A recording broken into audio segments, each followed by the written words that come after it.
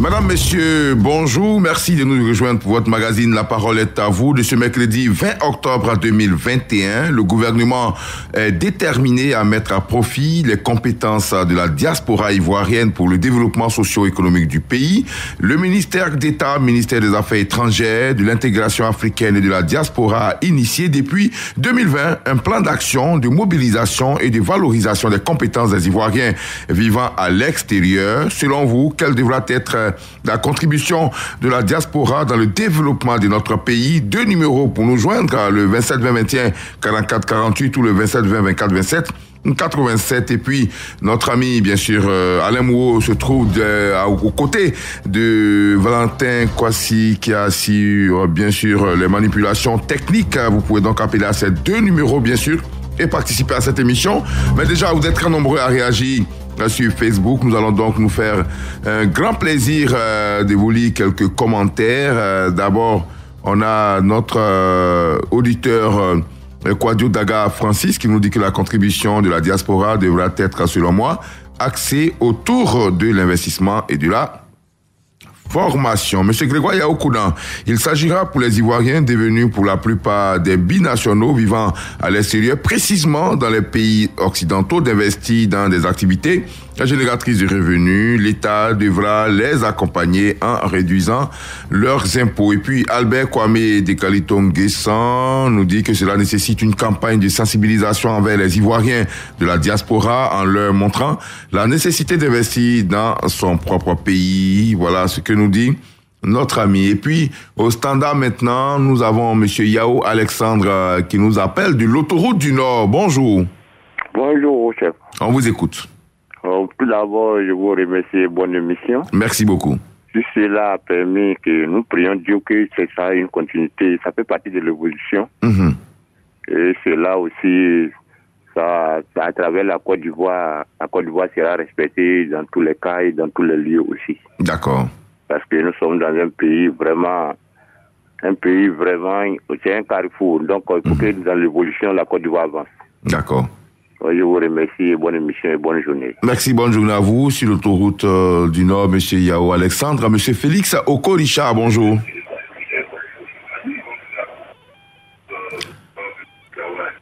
Monsieur Oko, bonjour. Oui, bonjour, maître Bakayoko Adama. Donc, vous êtes à Labodougou, à Divo, hein? Tout à fait, je suis à Labodougou. Ok, on vous écoute. Bonjour, maître. Oui, bonjour. On vous écoute, monsieur. Tout à fait. Oui. Ok, je pense que le gouvernement est en train de prendre de très belles initiatives. Oui, et en invitant la diaspora à investir en Côte d'Ivoire, c'est une très bonne chose. Mais je souhaiterais que le gouvernement facilite la fiscalité à nos frères afin qu'ils puissent investir massivement ici en Côte d'Ivoire, parce qu'il faut donner du boulot à la jeunesse qui est beaucoup diplômée. Et cela va faire une très bonne affaire et booster le développement et éradiquer, n'est-ce pas, la pauvreté. J'allais dire le prolétariat qui sincèrement est j'allais dire, au bout du souffle de la population. Donc je pense que le gouvernement a félicité, vu son président, le président, son excellence, Alassane Ouattara, qui fait beaucoup, et le premier ministre. Donc ici à Labodougou, nous apprécions cela. Nous souhaiterions même qu'il y ait aussi des petits permis ici à Labodougou pour que aussi la jeunesse ait aussi du boulot. D'accord. Je pense que c'est une très bonne chose à féliciter et bonne émission. Merci beaucoup à vous, monsieur Félix Oko Richard de Labodougou, c'est près de Divo. Monsieur Zamblé Alphonse, bonjour. Bonjour Adama. Vous nous appelez de Oumé. Oui. On vous écoute. Bien, la diaspora peut beaucoup aider le pays. Les diaspora a des compétences, ils ont des idées, ils ont même de l'argent pour investir dans le pays. Ils peuvent investir même dans le bâtiment. Bon, actuellement même, avec l'invité du jour, oui. Ils ont des expertises, ils ont de la compétence. Et ils ont eu des idées ailleurs qu'ils peuvent transférer ici afin que nos promoteurs en bâtiment puissent avoir cette expertise et pour que le bâtiment puisse évoluer. Parce que quand le bâtiment va, l'économie va aussi. D'accord. Ils peuvent aussi investir dans les NTIC. Et sous d'autres cieux, on a vu nos ressortissants de certains pays investissent dans leurs régions et ils ont fait que certaines régions sont développées parce qu'ils viennent avec de la compétence, viennent avec des capitaux, ils investissent dans leurs régions pour développer ces régions. Mais Adama, il faudrait que l'État aussi aide nos concitoyens. Parce qu'ils peuvent s'installer, investir, construire des usines et des petites et moyennes entreprises. Mais la fiscalité étant tellement lourde, vraiment, ça décourage certains.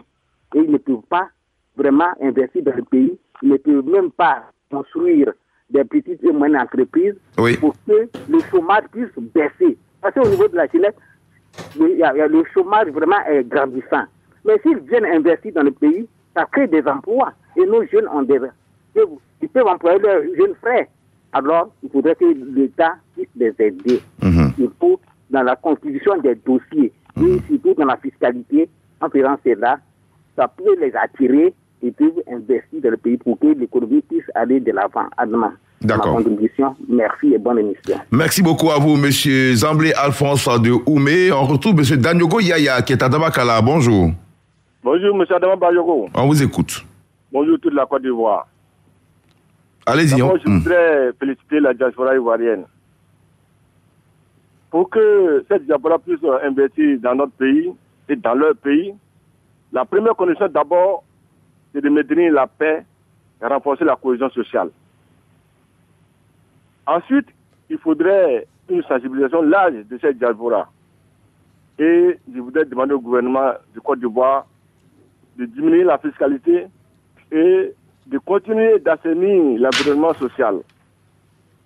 Vous savez, depuis l'accession du pouvoir à M. Ouattara, le président de la République, M. Ouattara Alassane, la Côte d'Ivoire compte aujourd'hui dans le Conseil des Nations.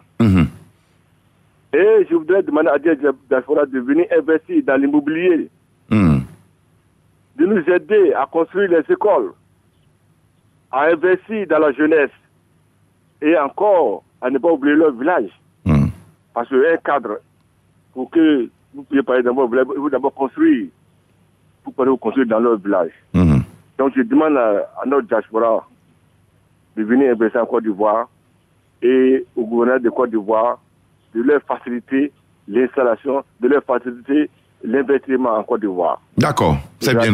Je voudrais vous remercier. Merci, bonne journée à vous, M. Danouko. En tout cas, des pays comme le Sénégal, le Mali, les fonds que les Sénégalais, Maliens vivant, bien sûr, de la diaspora, bien sûr, ramènent au pays sont considérables et aident vraiment les populations, accompagnent le développement. Il est temps que la diaspora ivoirienne, c'est vrai, le fait déjà, mais pas au niveau du Sénégal et du Mali. Il est donc important qu'on puisse réorganiser tout cela. Et d'ailleurs, le ministère, la direction générale des Ivoiriens de l'extérieur, dirigée par l'ambassadeur Isiaka Konaté, fait pas mal d'ateliers, de séminaires avec les membres de la diaspora pour voir dans quelle mesure est-ce qu'on pourrait utiliser à bon escient, bien sûr, l'apport important de la diaspora. On retrouve à Anibilekro notre ami Diallo Seydou. Bonjour.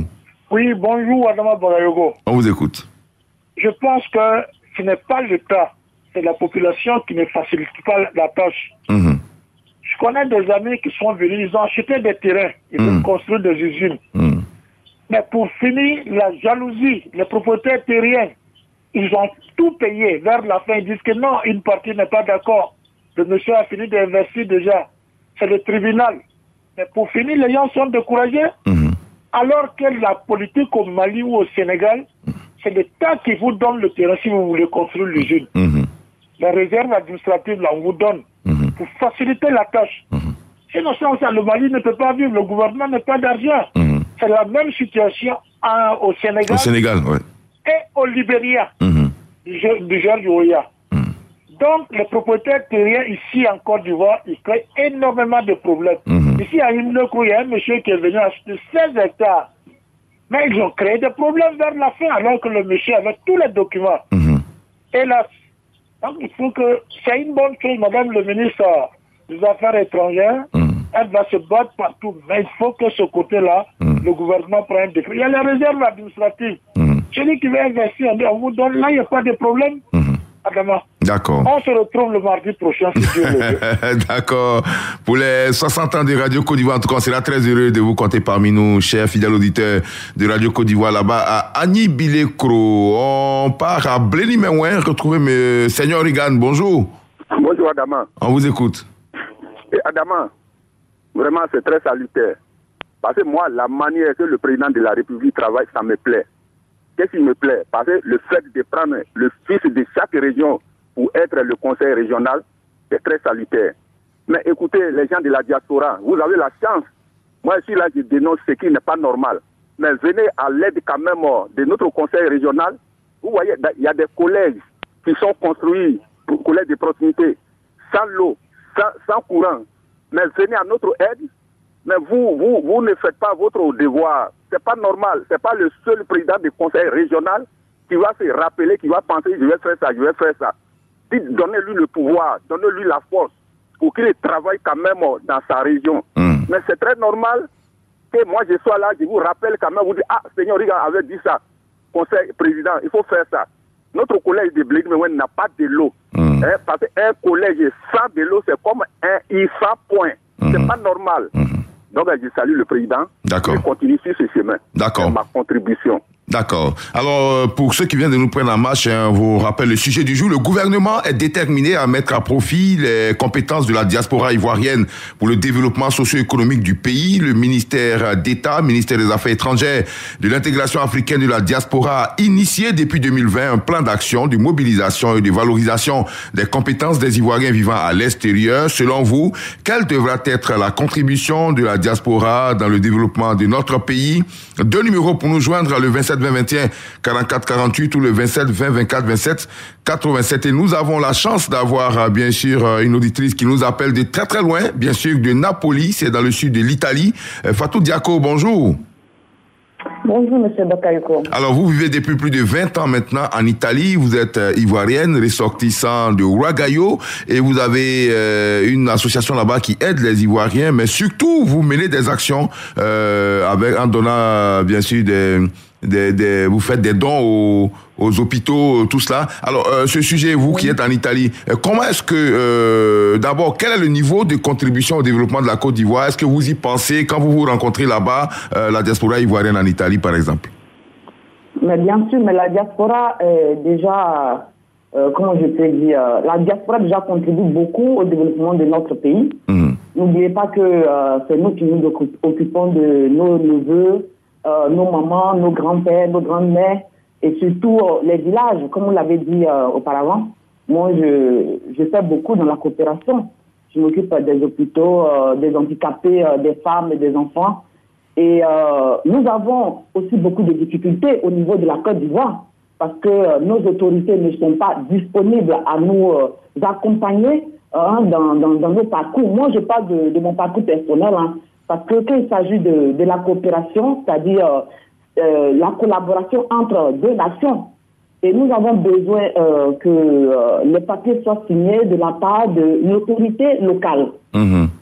Et donc, ça, c'est déjà des difficultés quand la chose n'arrive pas, je vais dire, à bon terme. Et donc, moi, personnellement, j'ai toujours des difficultés avec des autorités qui mettent du retard à nous répondre, qui mettent du retard à signer des dossiers. Et donc, ça, il faudrait que ça soit parlé, nous ne devons même pas cacher, parce que moi, je suis beaucoup en difficulté sur ce point de vue. D'accord. En ce qui concerne le ministère, nous avons quand même eu la visite de notre ministre de tutelle, la ministre d'État, Mme Kanda Kamara, que malheureusement, nous n'avons pas pu rencontrer, parce que moi, j'ai été quand même averti, appelé le jour avant, à la veille, c'est-à-dire à 20h30. Moi, je suis à 300 km de là, la capitale d'Italie. Et donc, c'est ce qui ne va pas. Voilà, parce que nous voulons parler à nos autorités. Nous qui nous occupons de l'immigration, qui faisons le parcours avec ces jeunes qui ont des difficultés, ou ceux qui ont réussi à avoir des documents, qui aimeraient quand même retourner en Côte d'Ivoire pour investir, nous avons besoin de nous asseoir et faire un dossier. Il faudrait que nous montons un dossier commun, parce que les Ivoiriens de la diaspora sont nombreux en Italie. Moi, je parle de notre pays d'accueil. Et nous avertir à la veille ça a été vraiment dommage. Ne pas croiser D'accord, ouais. Vous avez voulu la possibilité de la voir, effectivement. Parler avec notre ministre, parce qu'il faut monter un dossier. En ce qui concerne l'entrepreneuriat, en ce qui concerne la coopération, nous avons des difficultés et nous devons discuter pour que ces difficultés-là quand même puissent, s'améliorer. Parce que comme ça, à la radio, c'est bien dit, c'est bien fait parce qu'il faut ouvrir le débat. Mais moi, personnellement, en tant que femme ivoirienne, la plus vue de la région du Sud, parce que j'ai reçu un prix de reconnaissance de la part de nos autorités de la ville de Naples. C'est la première fois qu'une Noire, un immigré, reçoit un prix de reconnaissance de la part des autorités de la ville de Naples, donc de la région du Sud. Voilà, donc ce prix n'appartient pas uniquement que aux Ivoiriens, je vais dire à Fatou Diako, mais c'est un prix qui va à l'honneur de la diaspora africaine en général, je vais dire. La diaspora ivoirienne en particulier. Moi, je dois être reçu par nos autorités et c'est dommage que la ministre Kandia est venue en Italie et on nous a avertis à la veille. D'accord. Il y a M. Agbo Daniel qui est notre représentant de la diaspora italienne. Ici en Italie, c'est notre maestro, c'est une personne, je vais dire, à qui nous avons une forte considération, avec qui nous devons monter un dossier. Et tout ça, ça a été vraiment bafoué et voilà, j'aimerais que quand même ça soit discuté et que nous vous demandez donc de pouvoir quand même c'est compris parler avec nos autorités. C'est compris. En ce qui concerne la coopération, voilà. Ok, merci. Et aussi le domaine de l'entrepreneuriat. Parce que l'entrepreneuriat, il faut quand même parler d'études. Il faut apprendre, il faut faire une formation de l'entrepreneuriat avant d'investir. Donc c'est un parcours aussi. Merci beaucoup, Fatou. Alors on est très pris. C'est vrai, vous nous appelez de très loin. On vous a donc laissé vous exprimer. Mais en tout cas, c'est bien compris. Vous êtes prête, vous le dites, à aider donc le pays, mais en même temps vous demandez certains réglages internes, ça doit être certainement au niveau de l'Italie avec le consulat, l'ambassade et autres, et je pense que les autorités sont à l'écoute. En tout cas, merci beaucoup et puis continuez d'œuvrer. Mais on n'est plus par le temps malheureusement. De la Côte d'Ivoire. D'accord. Voilà, donc j'en profite pour vous dire qu'il y a M. Agbo Daniel qui est notre représentant actuellement en Côte d'Ivoire. D'accord. Voilà, D'accord. C'est compris. Merci beaucoup, Fatou. En tout cas, ça a été un plaisir de vous avoir. Merci de nous écouter depuis donc très loin. Et puis, merci aussi d'être l'une des fidèles auditrices de Radio Côte d'Ivoire, là-bas en Italie, à Napoli, précisément. Monsieur Aïwa Lazare, bonjour. Bonjour, monsieur frère Adama Bakayoko. Vous êtes à Para, c'est dans le sud-ouest de la Côte d'Ivoire. On vous écoute. Tout à fait, monsieur frère. Je pense que l'idée est bonne, mais l'attention n'est pas bonne. Quand on parle d'investissement, on parle de diaspora. C'est ça qu'ils sont laissés chercher. Mais quand ils viennent, ils investissent tout à Abidjan. Ils investissent tout à Abidjan. Mais c'est pas tout Abidjan qu'Abidjan. Abidjan, c'est pas la seule coin. On peut investir dans le village, exemple ici à Para. On peut investir ici à Para pour que les jeunes on parle d'emploi actuellement. C'est tout ça qu'on parle d'emploi. On peut investir à Para pour que les jeunes de Para peuvent bénéficier aussi. Donc je demande ceux qui sont partis dépenser dans les villages. Nous à Abidjan. Bon, ça, je pense que, monsieur Nzi, je ne sais pas sur quoi vous basez pour dire que tout le monde investit à Abidjan. Diallo Seydou nous a dit tout à l'heure qu'il y a un Ivoirien de la diaspora qui a acheté 16 hectares à Nibilé-Kolo, c'est pas à Abidjan. Donc, voilà. Mais Adama, oui. Lui, il a la chance qu'il a fait comme des tas là-bas. Mais ici, il n'y a pas la personne. Oui, mais bon, d'accord. Donc, dans ce cas. Oui. Mais monsieur Aziz, je ne suis pas d'accord quand vous dites qu'ils investissent tout ça à Abidjan. Non. Dites que à Para, ceux de la diaspora des Para n'investissent pas à Para. Mais dire que tout le monde investit à Abidjan, c'est pas juste. Ok, donc parlez aux membres de la diaspora des Para, c'est ça? Voilà. Ok, mais sinon tout le monde n'investit pas à Abidjan. Fatou qu'on vient d'avoir tout à l'heure, Fatou Diako investit à Ouragayo, dans son village. Donc, dit que tous les membres de la diaspora investissent à Abidjan, je ne partage pas forcément cet avis. Monsieur Isidore Kwame, bonjour. Bonjour, monsieur Adama Bakayoko. Vous êtes à Divo. La Côte d'Ivoire. D'accord, vous êtes à Divo, c'est bien cela. Hein? Oui, je vous appelle du Divo. On vous écoute. Je vous remercie. Je dis grand merci à monsieur le président et tous les membres du gouvernement. Le fait d'encourager nos frères qui sont en Europe de venir investir aujourd'hui en Côte d'Ivoire, l'initiative est très bonne. Il faut réunir les conditions favorables à l'investissement. C'est-à-dire, notre pays, la Côte d'Ivoire, doit être toujours en paix. Quand il y a la paix, le développement avance. Et ceux qui viendront investir, il faut qu'au niveau de la justice, il faut les protéger concernant les domaines qu'ils vont occuper. Et je dirais même plus créer des microfinances Oui, c'est vrai, ils sont en Europe, ils ont de l'argent. Mais quand ils vont venir sur le terrain, c'est-à-dire en Côte d'Ivoire, pour investir, il faut que nos banques ouvrent pour leur donner de l'argent, pour faire les transactions. Il faut réunir toutes ces conditions. Mais n'oubliez pas mon village Bokasso qui est enclavé, ceux de la diaspora. Un village qu'on appelle Bokasso, sous-préfecture Ziré, qui est enclavé. D'accord. Manque d'infrastructure, pensez à ça. Je vous remercie, que Dieu bénisse la Côte d'Ivoire. Merci beaucoup Isidore Kwame. Alors, appel à vous qui nous écoutez de très loin, c'est de Bokasso, c'est vers Iré, un village enclavé. Venez désenclaver votre village, c'est l'appel de votre frère Isidore Kwame, qui est à Divo et qui vient à l'instant, bien sûr, de nous appeler. Voilà, donc, on n'oublie pas aussi Lakota Nouvelle Vision, qui est aussi une organisation qui fait pas mal d'œuvres là-bas. À Lakota, donc, c'est par ces actions qu'on pourra sortir. Dit donc que la migration n'est pas forcément mauvaise, hein. La plupart d'ailleurs, 80% de la migration se fait par voie légale. On a brandi, c'est vrai, ces dernières années, la migration illégale à cause des morts dans la Méditerranée. Mais en réalité, beaucoup plus de membres de la diaspora travaillent régulièrement, gagnent de l'argent et reviennent investir au pays.